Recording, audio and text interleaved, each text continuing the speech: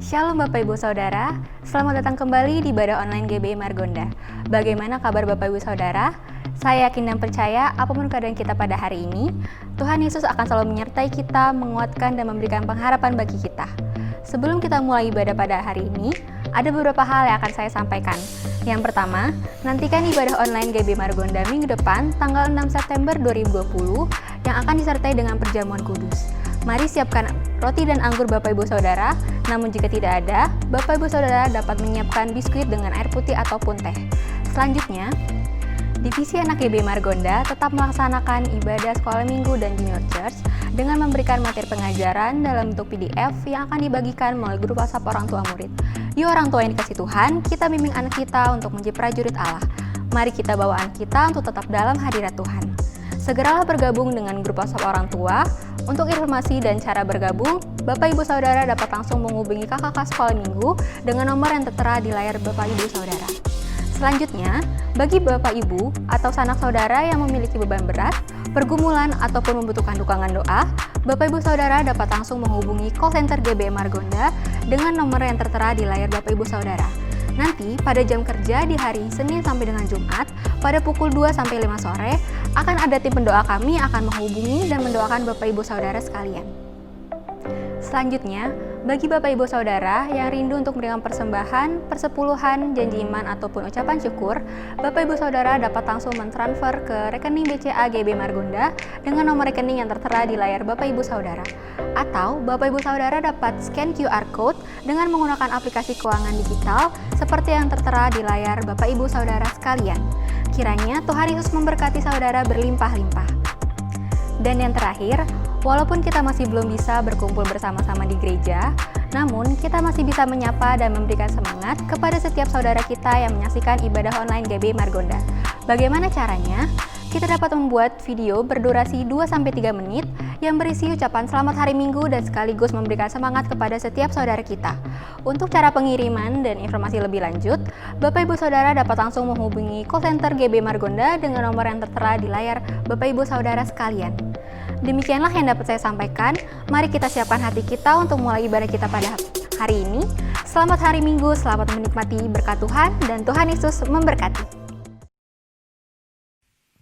Shalom Bapak Ibu Saudara yang di rumah-rumah, coba lambaikan tangannya bersama dengan saya. Saya percaya hari ini Tuhan memberkati setiap kita, amin. Di luar sana mungkin keadaan lagi gak baik, keadaan lagi pandemik, tapi saat ini waktu datang ke hadirat Tuhan. Kita mau sama-sama datang dengan segenap hati kita, amin. Kita siapkan hati kita hari ini Bapak Ibu Saudara.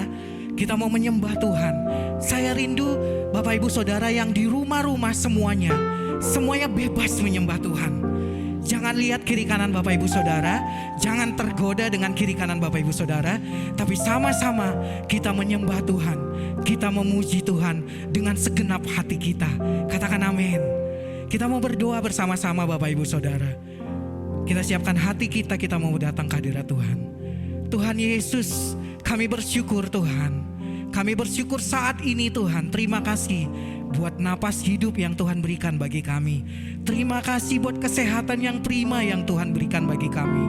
Terima kasih kami datang hari ini Tuhan. Kami berkumpul bersama-sama beribadah walau secara online Tuhan. Kami tahu Engkau Allah yang hadir di tempat ini. Kami tahu Engkau Allah yang melawat setiap kami Tuhan. Dan hari ini kami rindu Engkau hadir di tempat ini. Lebih lagi menjamah setiap kami Tuhan. Kami percaya Engkau Allah senantiasa bekerja dalam setiap pujian penyembahan kami. Terima kasih Bapa. Kami siapkan hati kami saat ini. Di dalam nama Yesus kami berdoa dan mengucap syukur. Sama-sama kita katakan amin.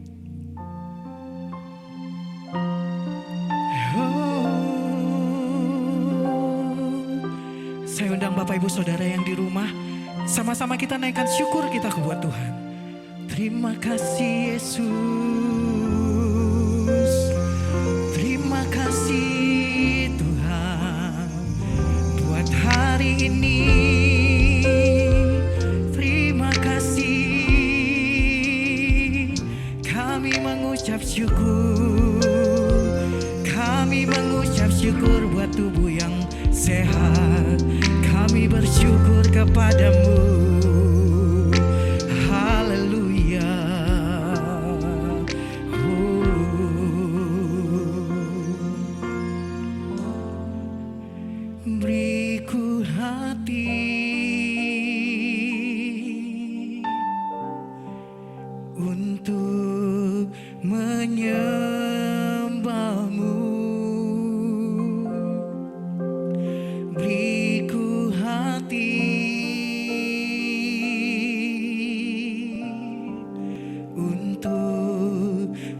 mengasihimu,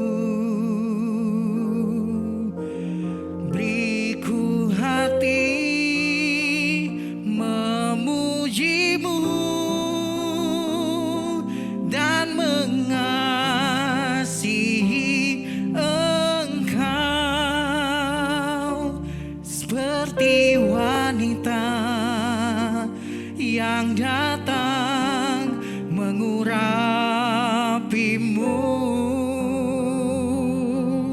Oh, beriku hati memujimu dan mengasihi Engkau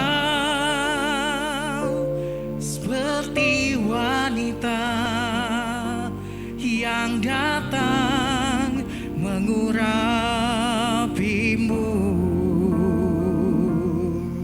Sama-sama kita katakan pujian. Beriku hati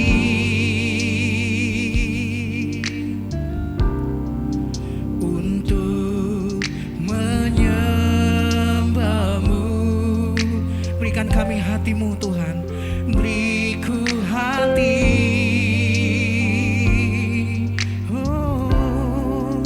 untuk mengasihimu. Beriku hati memujimu dan mengasihi Engkau seperti wanita yang datang mengurapimu. Beriku hati, beriku hati memujimu dan mengasihi Engkau seperti wanita yang datang mengurapimu. Katakan beriku hati Tuhan, beriku hati. Amin Tuhan Yesus. Untuk menyembahmu, beriku hati untuk mengasihimu Tuhan, mengasihimu. Beriku hati memujimu dan mengasihi Engkau seperti wanita yang datang mengurapimu. Oh, beriku hati memujimu dan mengasihi Engkau seperti wanita yang datang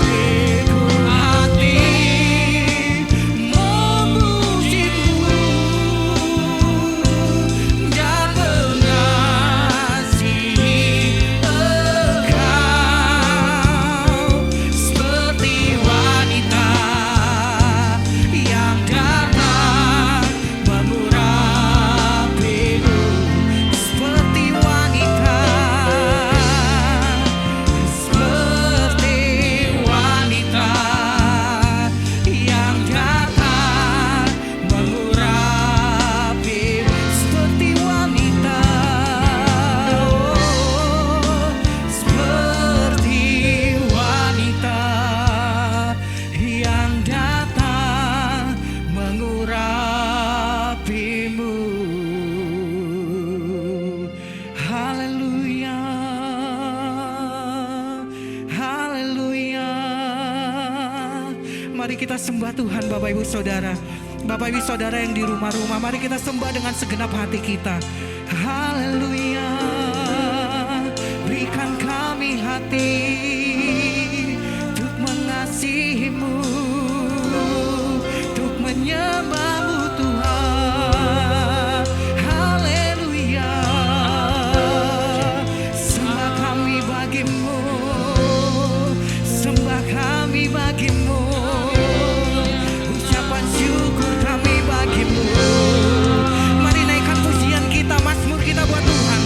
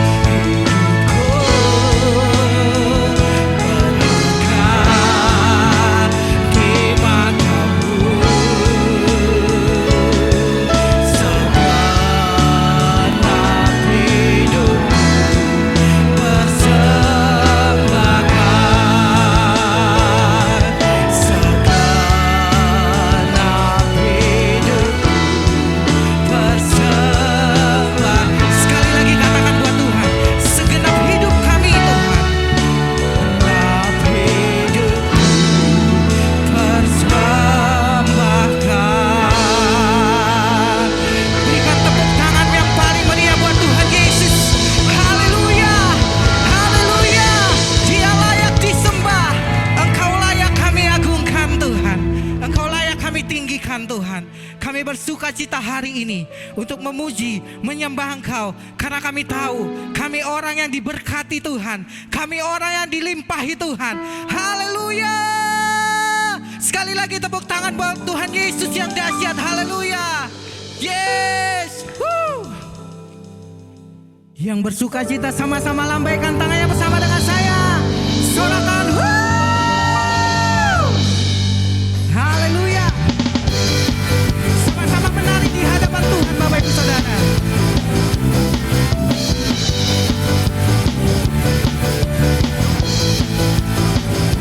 Katakan bersama-sama.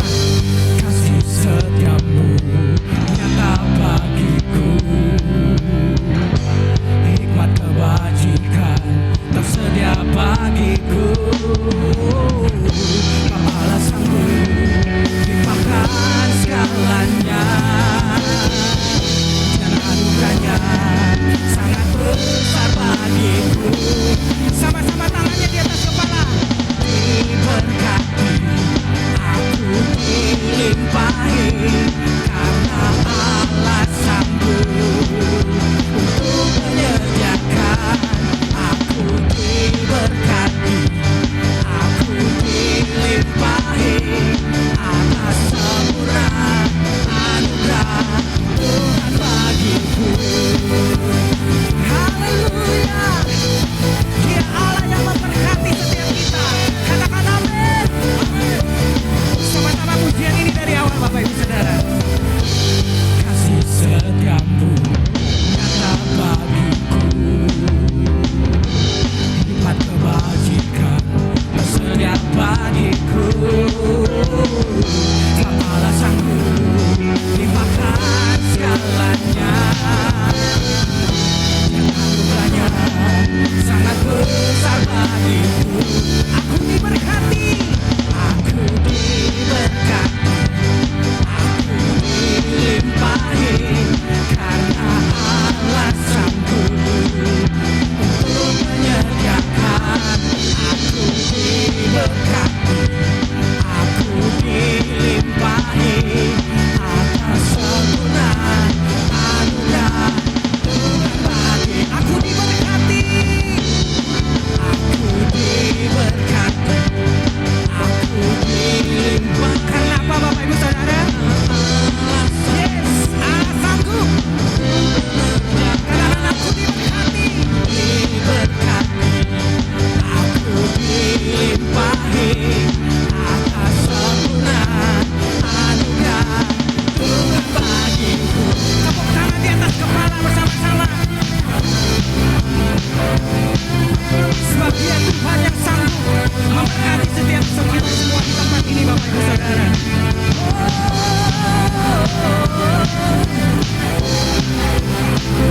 Katakan dengan segenap hati kita, sebab Allah sanggup. Sebab Allah sanggup limpahkan segalanya,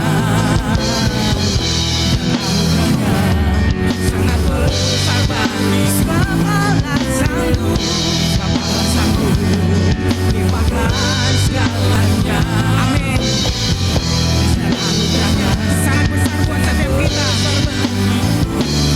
Aku diberkati, aku diberkati, aku dilimpahi, karena Allah sanggup untuk menyediakan.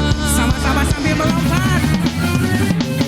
Aku diberkati, aku dilimpahi, karena Allah sanggup untuk menyediakan. Aku diberkati, aku dilimpahi atas sempurna anugerah Tuhan.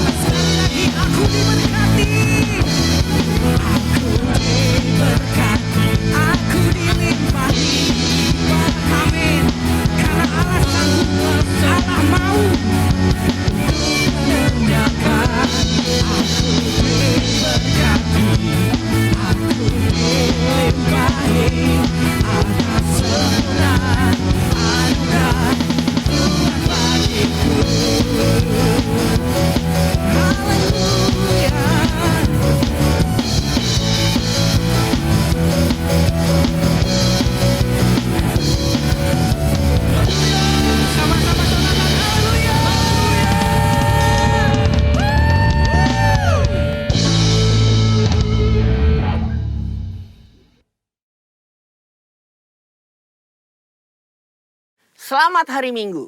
Saya percaya kasih setia Tuhan selalu baru setiap pagi. Voice of Pentecost kali ini akan membahas mengenai dinamika kesembuhan ilahi.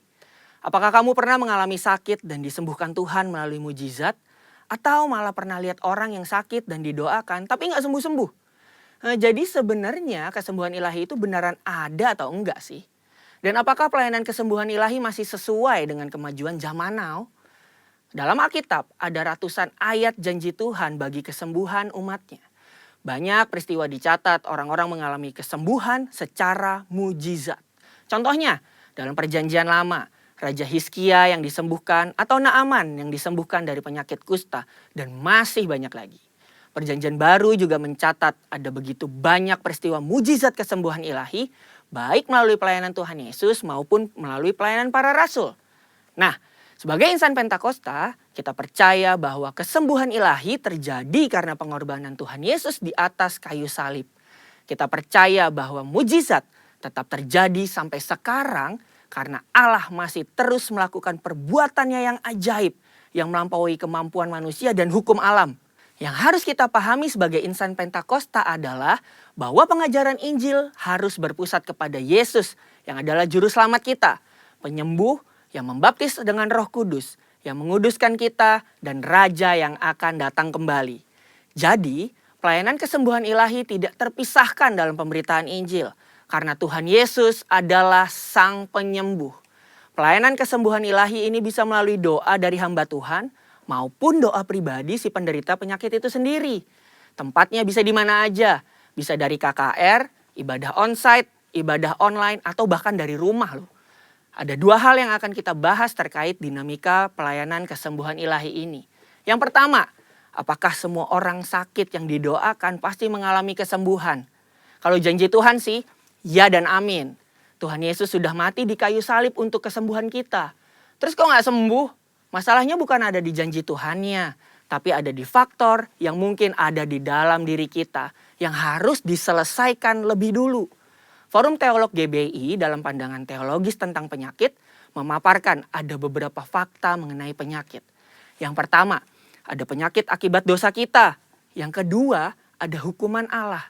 Yang ketiga, karena perizinan dan kedaulatan Tuhan. Yang keempat, penyakit karena kejahatan iblis. Yang kelima, penyakit karena ulah manusia yang tamak, serakah, korup, dan destruktif. Untuk itulah kita perlu terbuka, mengaku dosa kita, memohon dan berdoa dengan iman. Seperti yang tertulis dalam Yakobus 5 ayat yang ke-14 sampai 16. Pelayanan ini merupakan bagian dari pelayanan yang dilakukan gereja. Tetapi hamba Tuhan dan gereja bukanlah Sang Penyembuh. Yang menyembuhkan tetap Tuhan Yesus sendiri. Hamba Tuhan dan gereja hanyalah alatnya. Jika seseorang didoakan dan gak sembuh saat itu juga, bukan berarti kita boleh seenaknya bilang, wah kamu gak beriman nih. Atau wah kurang doa ya. Proses kesembuhan ada yang langsung terjadi. Yang artinya langsung sembuh setelah didoakan. Namun ada juga yang harus melalui beberapa proses. Seperti konseling. Atau didoakan beberapa kali baru mengalami kesembuhan. Yang kedua, apakah pelayanan kesembuhan ilahi masih sesuai atau relevan dengan situasi saat ini? Sudah jelas. Perintah Tuhan bagi kita sebagai anak Tuhan untuk mendoakan orang sakit tidak pernah dicabut. Justru pelayanan ini berjalan selaras dengan penginjilan. Namun kenyataannya gak mungkin dong kita bikin acara di lapangan bola terus ngumpulin semua orang yang sakit. Atau datang seenaknya ke rumah sakit. Apalagi ke ruang isolasi penderita COVID. Dan mendoakan mereka secara langsung agar mereka mengalami kesembuhan. Kenapa gitu? Karena pemerintah sudah mengeluarkan protokol kesehatan yang begitu ketat. Jika kita melanggar peraturan ini, maka kita sama aja lagi melawan pemerintah.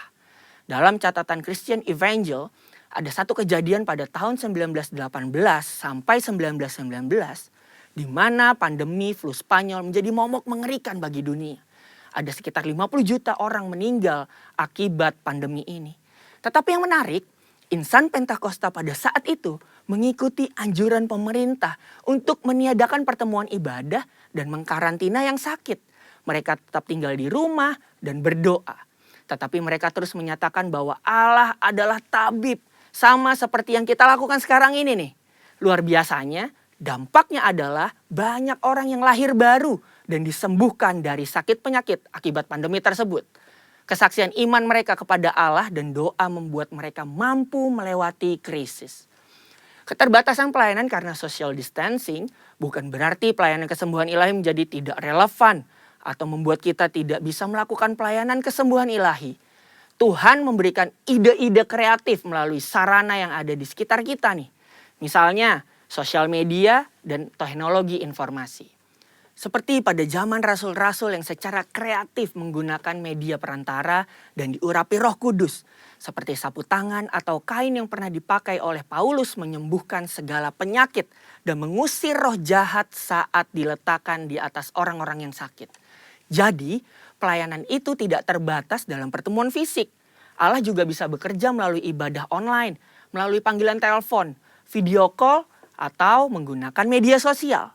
Berabad-abad yang lalu, pelayanan kesembuhan ilahi telah dilakukan oleh nabi-nabi di Perjanjian Lama, Tuhan Yesus, dan rasul-rasul di Perjanjian Baru. Tidak berhenti sampai di situ. Pelayanan kesembuhan ilahi juga masih relevan dengan zaman now. Secara khusus, di tengah situasi yang sedang dunia hadapi saat ini, gereja harus terus memotivasi dan menggerakkan pengerja dan jemaat untuk melakukan pelayanan kesembuhan ilahi ini dengan mendoakan mereka yang sakit, bahkan dengan memanfaatkan teknologi dan media sosial di tengah keterbatasan akibat social distancing. Pelayanan kesembuhan ilahi merupakan karunia Roh Kudus yang diberikan kepada gerejanya. Oleh sebab itu, kesembuhan yang Tuhan berikan semuanya adalah untuk memuliakan namanya. Tuhan Yesus memberkati.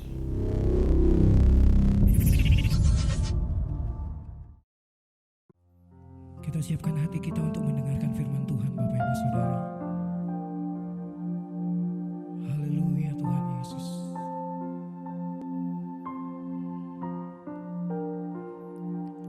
Hidupku menggenapi firman-Mu, tanda mujizat sertai tiap langkahku. Kau bersamaku di dalamku, jadi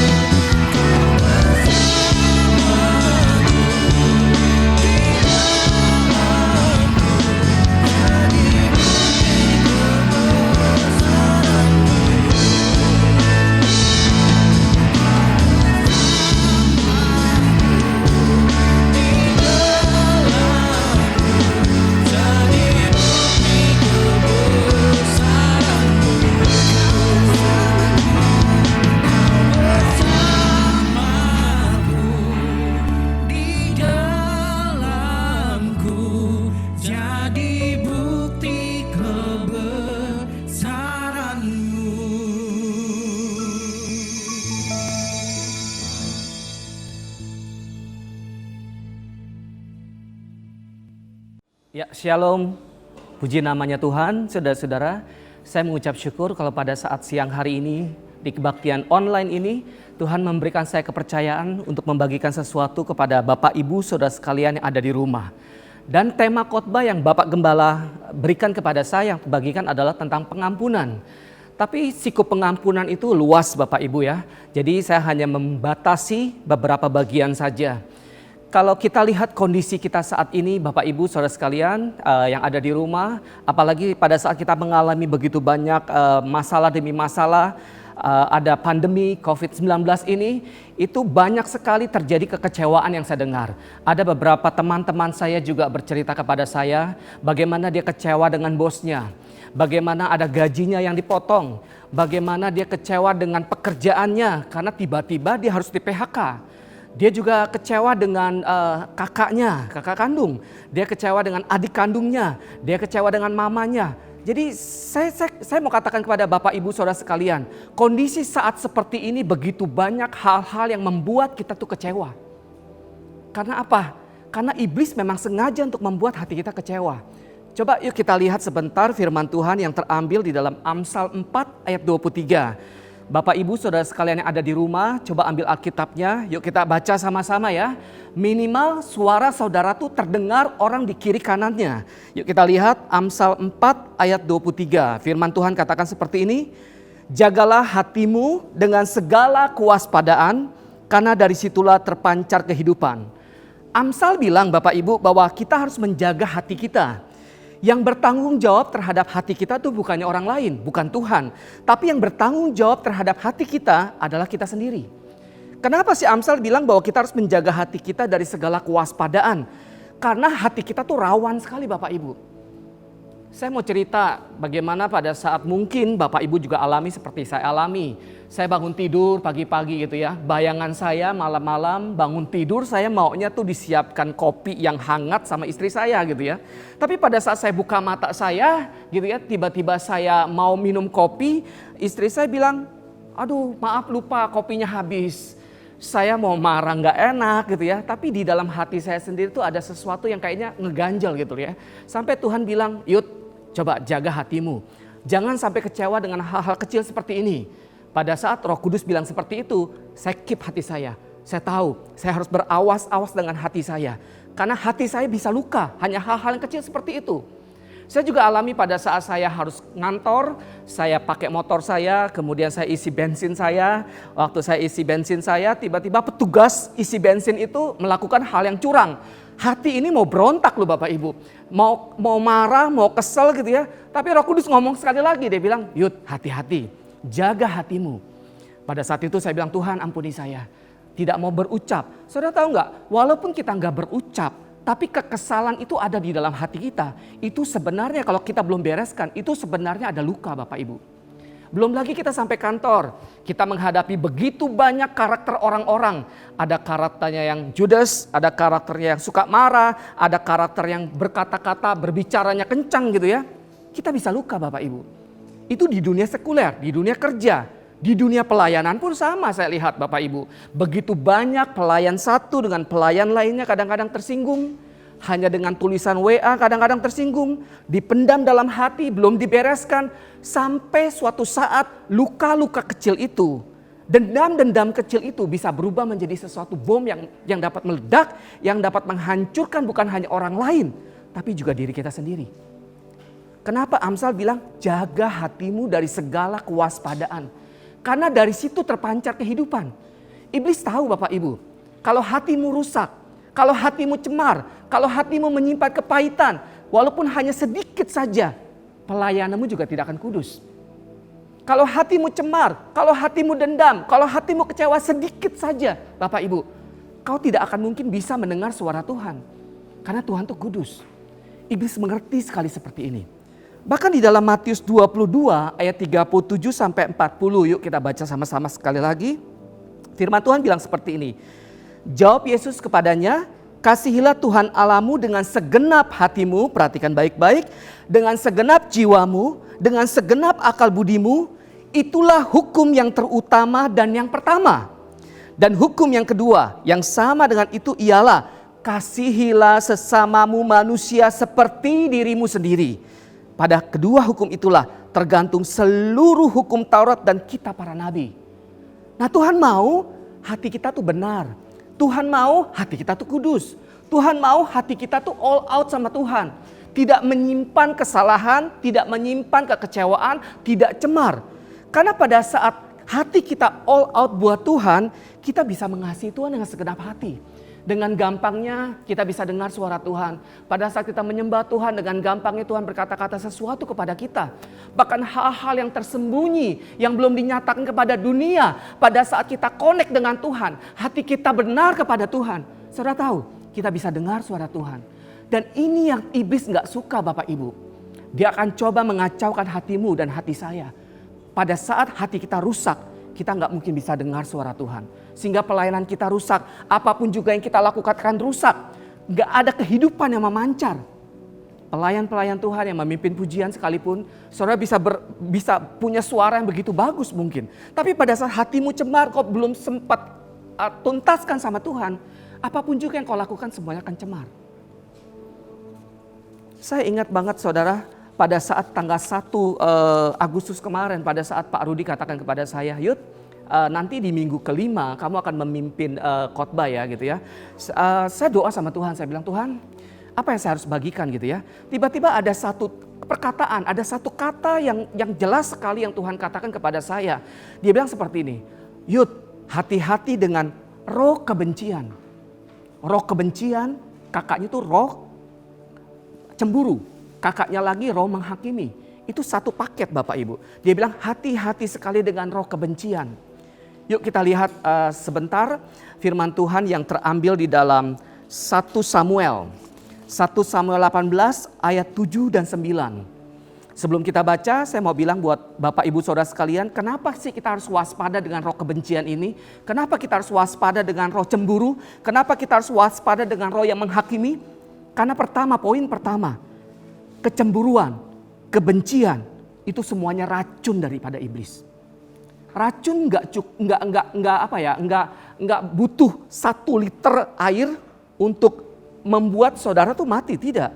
1 tetes racun saja dicampurkan dengan segelas air putih dan saudara minum, itu akan membuat saudara mati.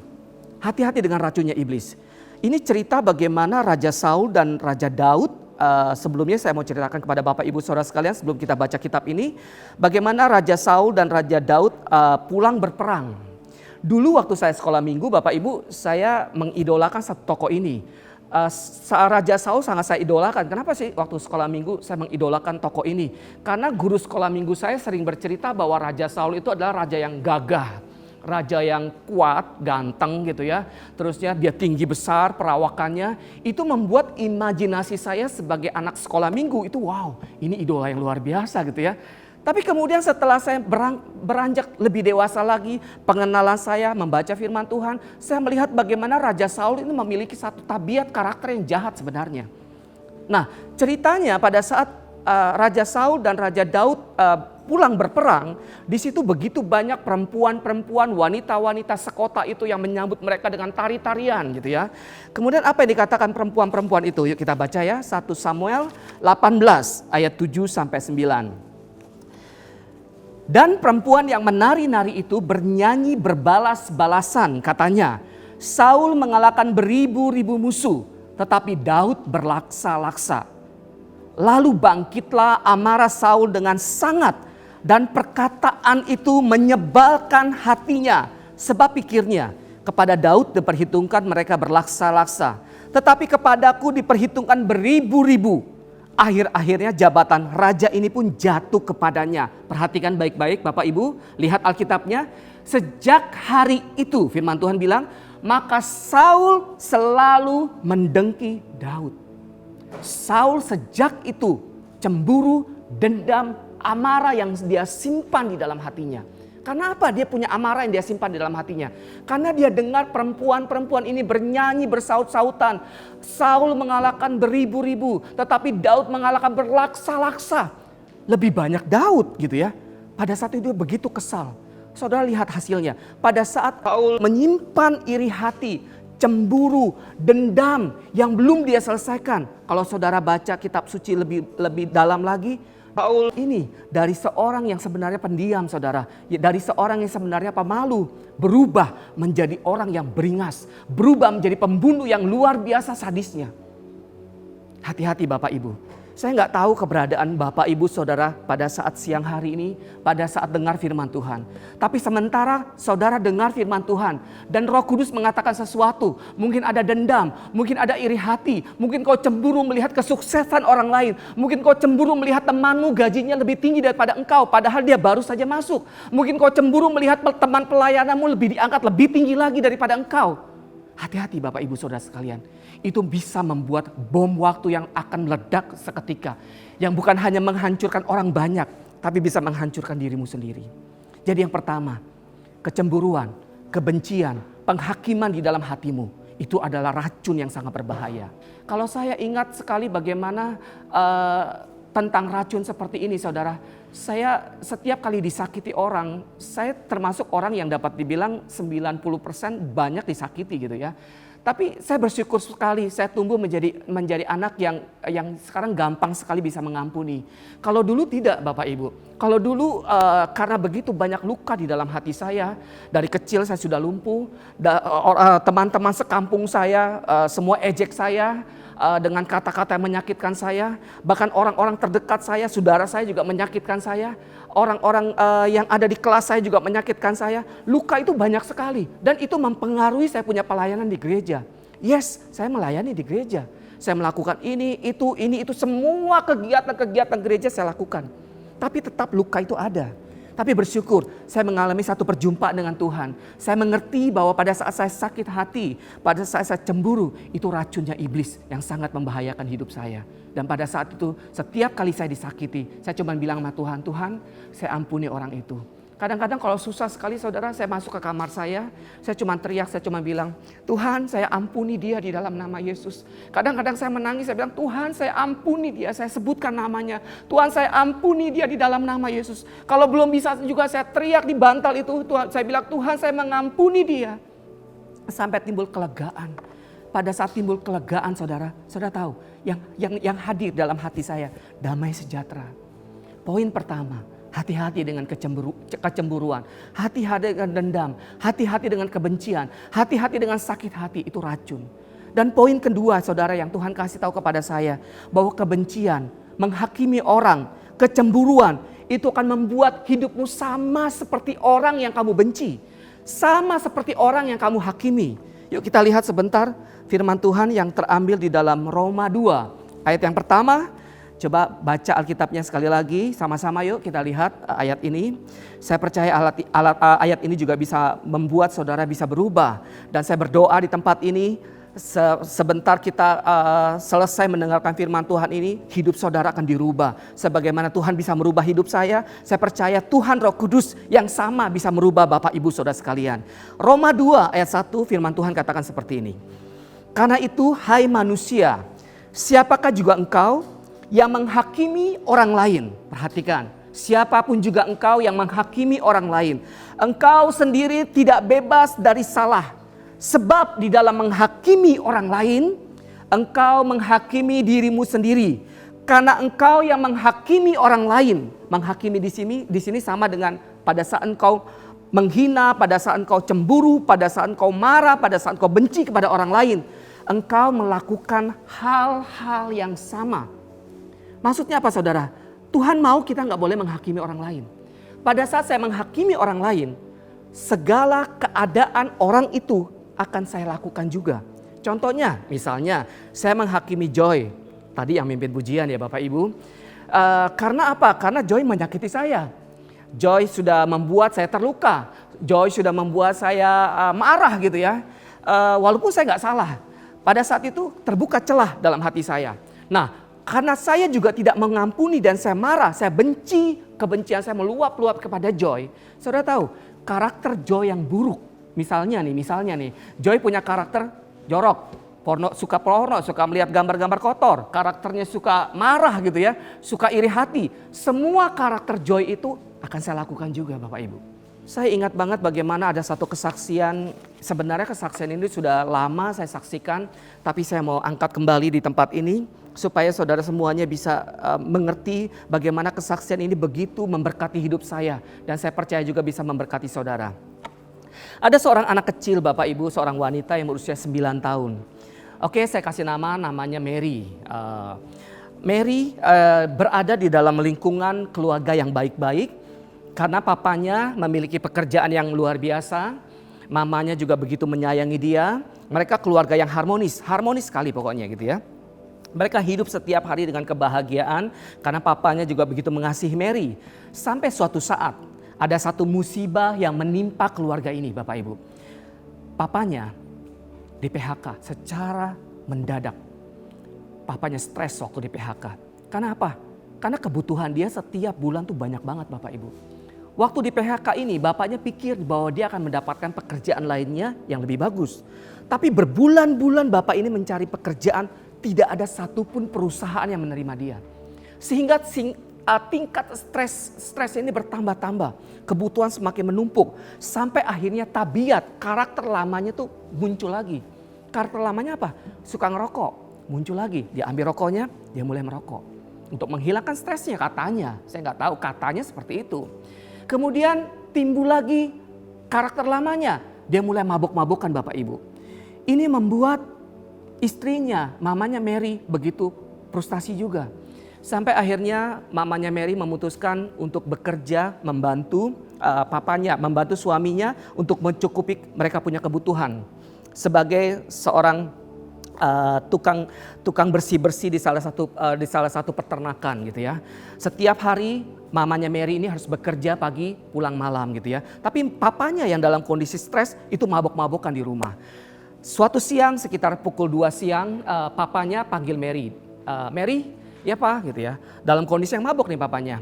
Mer, ini coba kamu anterin makanan ini buat mama kamu, buat makan sorenya dia nanti supaya mama nggak kelaparan. Oke Pak, akhirnya Mary kecil usia 9 tahun ini pergi gitu ya, pergi membawa makanan buat mamanya. Di tengah perjalanan, Mary ingat sesuatu Bapak Ibu. Dia ingat bahwa handphonenya tuh ketinggalan di rumahnya. Akhirnya dengan buru-buru dia kembali ke rumahnya. Waktu dia kembali ke rumahnya, dia mendengar satu suara cekikikan di kamar ayahnya. Karena penasaran, Mary ini kemudian pelan-pelan mendekati kamar papanya. Pelan-pelan dia dekati kamar papanya. Waktu dia mulai buka kamar papanya, saudara tahu apa yang terjadi? Dia melihat papanya yang dalam kondisi mabok-mabok. Di sana ada seorang wanita lain. Maaf kata, mereka sedang berzina. Mereka sedang berselingkuh. Mary begitu marah, dia tutup pintunya kencang-kencang. Dia nangis, dia lari keluar. Dia nangis jerit sekali saudara, dan dia katakan, saya benci dengan papa. Saya benci dengan papa yang seorang pemabok. Saya benci dengan papa seorang perokok. Saya benci dengan papa yang suka berselingkuh. Saya benci dengan wanita jalang itu katanya. Saya benci dengan papa. Singkat cerita Bapak Ibu, Mary ini tumbuh menjadi wanita yang seperti biasa, wanita biasa. Dia ketemu dengan seorang pria yang akhirnya menjadi suaminya. Pria ini adalah salah satu pekerja di dalam salah satu gereja. Hidup bahagia, Mary menikah dengan pria ini, dikaruniakan 2 anak. Prianya ini juga memiliki satu jabatan yang baik di kantornya. Gajinya juga cukup besar sehingga keluarga Mary menjadi keluarga yang sangat luar biasa bahagianya. Tapi saudara, saya kaget banget. Di dalam kesaksian ini dikatakan bahwa secara tiba-tiba suaminya di PHK dan harus menganggur oleh perusahaan. Waktu di PHK seperti ini, suaminya stres mirip banget seperti papanya. Karakter lamanya yang sudah bertahun-tahun dia tinggalkan kembali lagi suaminya lakukan. Apa yang dilakukan suami Mary ini? Suaminya Mary ini mulai merokok, mulai mabok-mabokan. Dan saudara tahu, singkat dari kesaksian ini, Mary menjumpai suaminya di kamarnya sendiri sedang berselingkuh dengan wanita lain. Saudara bisa lihat, karena Mary benci, karena Mary dendam dengan ayahnya.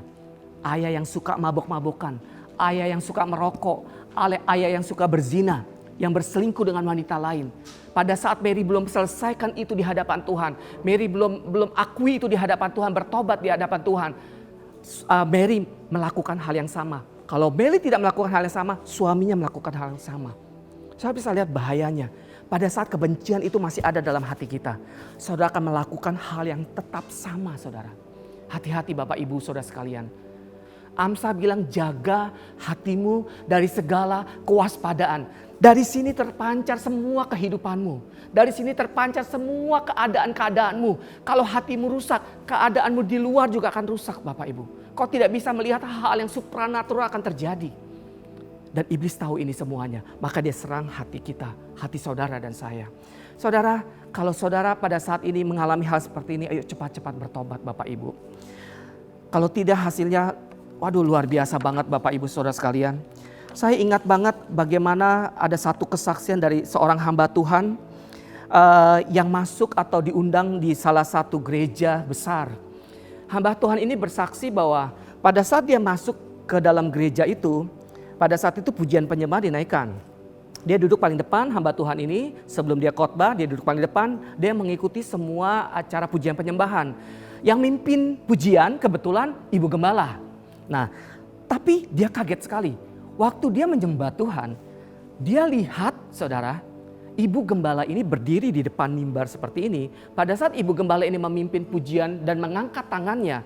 Waktu dia angkat tangannya ini seperti ini. Tiba-tiba ada duri-duri di tangannya ini menyebar ke jemaat. Waktu diangkat seperti ini. Sebab kau besar, ini duri-duri gitu ya. Itu menyebar mengenai jemaat-jemaat yang hadir. Dia kaget, apa ini Tuhan? Kata hamba Tuhan ini.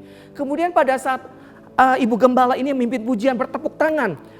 Tangan yang ditepuk ini mengeluarkan duri-duri yang menyebar, yang hinggap dan kena kepada semua jemaat yang ada pada saat itu. Hamba Tuhan ini kaget Bapak Ibu. Kemudian dia tanya Tuhan, dia tanya Roh Kudus. Roh Kudus, kenapa ini seperti ini? Kenapa Ibu Gembala ini mengeluarkan duri-duri yang dapat mengenai semua jemaat yang hadir? Roh Kudus bilang seperti ini, itu duri-duri kebencian. Wow, ternyata Bapak Ibu, Ibu Gembala yang memimpin pujian ini menyimpan kebencian, luka kepada suaminya. Singkat cerita kesaksian bahwa ternyata suaminya yang hamba Tuhan setempat, berselingkuh dengan singer yang ada di gerejanya. Dan itu yang menyebabkan Ibu Gembala begitu pahit, begitu sakit, begitu benci pada suaminya. Tapi dia tetap pendam di dalam hatinya. Dan itu berefek pada saat dia melayani Bapak Ibu. Saudara yang melayani Tuhan pada saat ini, saya cuma ingatkan sebagai hamba Tuhan, bereskan hatimu saudara, bereskan hati kita. Yuk kita punya hati yang benar. Pada saat ini mungkin gak secara kebetulan saya menyampaikan firman Tuhan ini kepada Bapak Ibu saudara sekalian. Itu tandanya Tuhan mau kita sebagai anak-anak Tuhan memiliki hati yang benar, memiliki hati yang lembut. Supaya apa?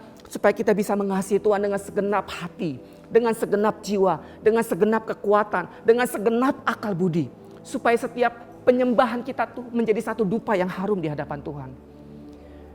Saya pernah menonton satu drama Korea. Saya nggak terlalu suka dengan drama Korea Bapak Ibu.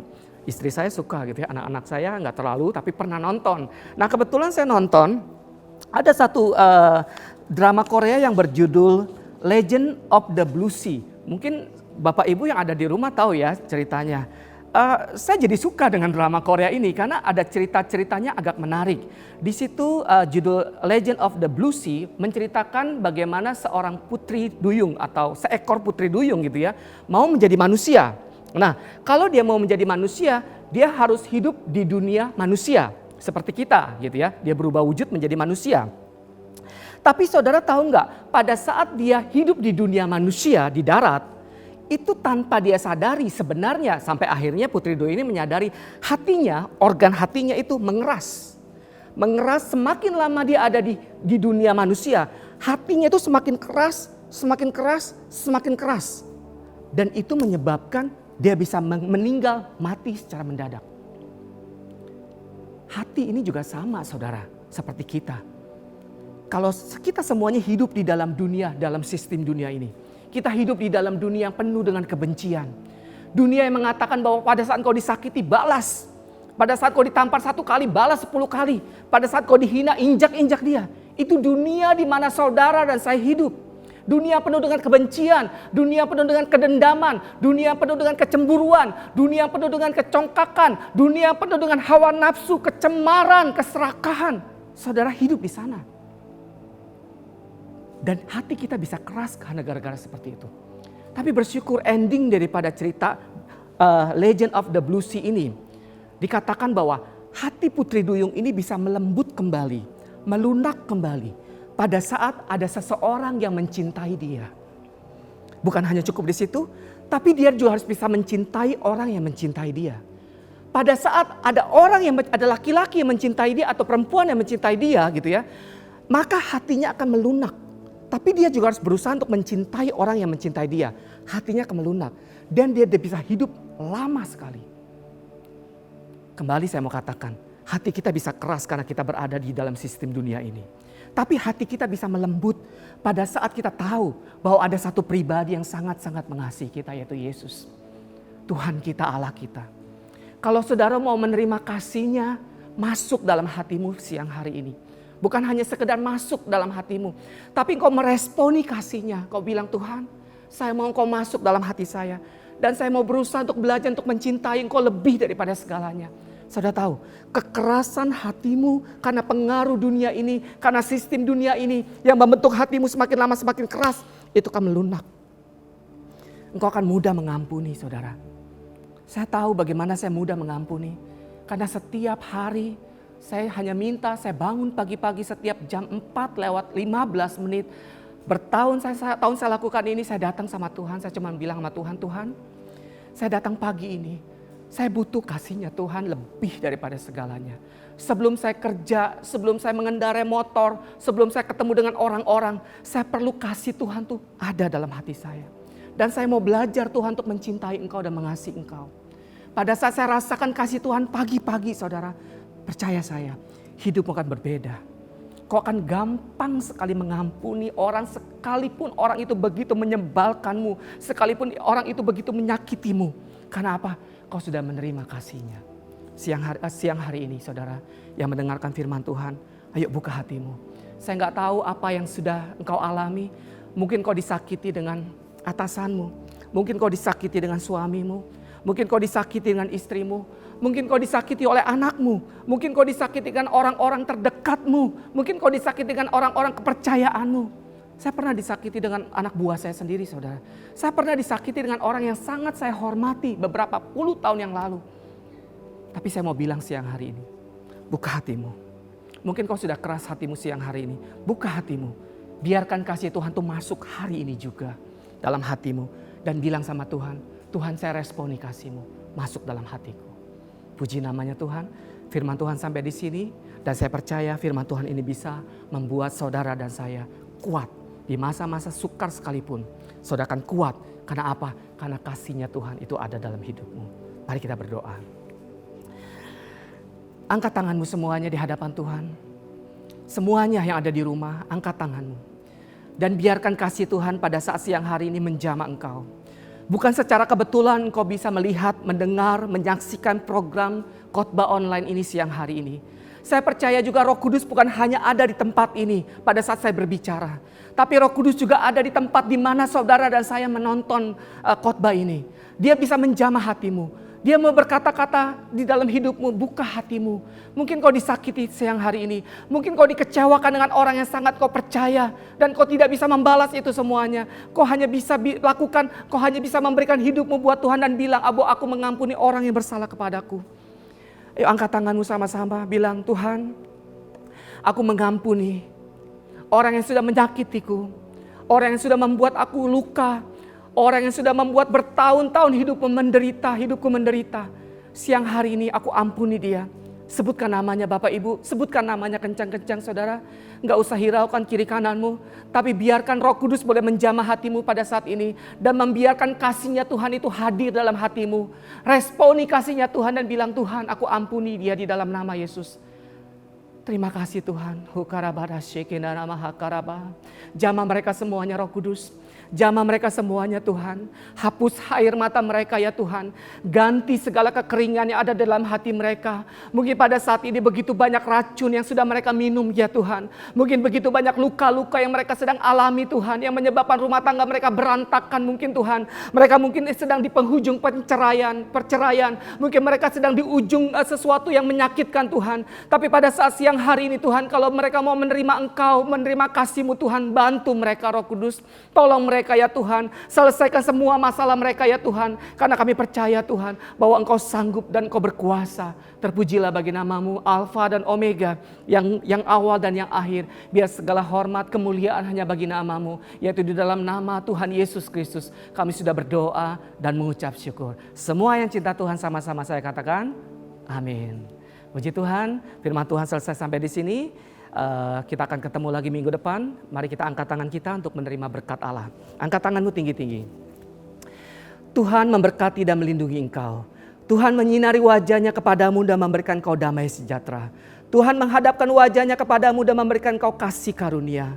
Kembalilah melakukan pekerjaanmu masing-masing dengan membawa berkat dari Bapa di surga, kasih sayang daripada Tuhan Yesus Kristus, dan persekutuan yang lembut dengan Roh Kudus menyertai saudara semuanya mulai hari ini, besok sampai Maranatha, yaitu di dalam nama Tuhan Yesus Kristus. Haleluya. Amin. Puji namanya Tuhan. Selamat siang. Shalom. Selamat hari Minggu untuk jemaat GBI Margonda. Jangan lupa ya untuk mematuhi protokol kesehatan. Salam sehat. Tetap semangat. Tuhan Yesus memberkati berlimpah-limpah. Amin.